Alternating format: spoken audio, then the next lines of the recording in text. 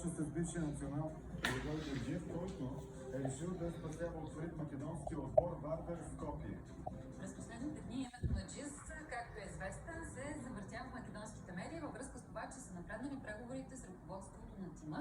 Каква е вероятността това да стане? Кристиан Гаров разговаря с него.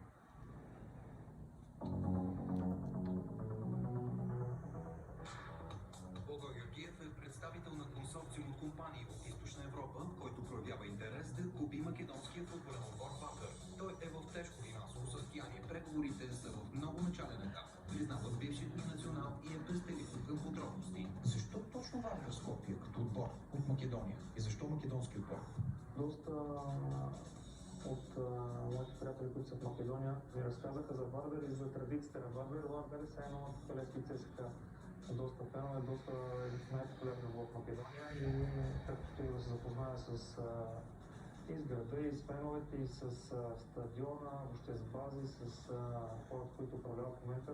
Виждам, че в този отбор има големи надежди, големи амбиции и може да се направят много неща. По принцип аз не искам много да говоря за нещо, което не е станало или още не е напълно готово, така че много не ми се говори за това, въпреки че естествено вече там излезе информация, че искаме да помогнем.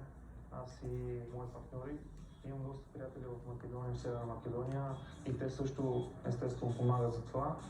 Да се надяваме, че ще станат работите. Вардар има 9 титли във вътрешното първенство до сега и се ползва с сериозна фенска подкрепа. Все още няма официална информация кои са компаниите от консорциума, който искат да спаси Вардар. А рязко задълбочилата се криза с коронавируса тези дни в западната ни съседка може и да забави преговорите.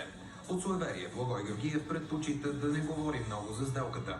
По-разговорлив е за рестарта на футболния шампионат у нас днес. Според него, липсата на активни тренировки по време на пандемията ще се отрази сериозно на качеството на футбола не само по родните стадиони, а стартът ще е най-труден, защото имат много кратко време за връщане на спортната форма.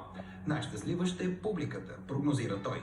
Футбол за публиката, за феновете. Те трябва без публика на стадиона не е интересно както за нас, така и за никой. Така че браво на всички, които ни управляват, които мислят за спорта, че допускат да има хора в стадионите. А какво да очакват феновете сега от отборите, след като близо 3 месеца беше блокирано всичко и нямаше възможност за активни тренировки? Със сигурност не мога да очакват много, защото едно е да тренираш вкъщи при домашно условие, друго си на терена и да разполагаш с всички условия за тренировки. Със сигурност ще има доста контузии, убеден съм в това, дай Боже само да не са тежки, но няма как да се избегна, защото ти си бил 3 месеца парализиран едва ли не и сега да почваш изведнъж да много малко време за подготовка. Заради COVID-19 Евро 2020 това лято няма да има за наш късмет.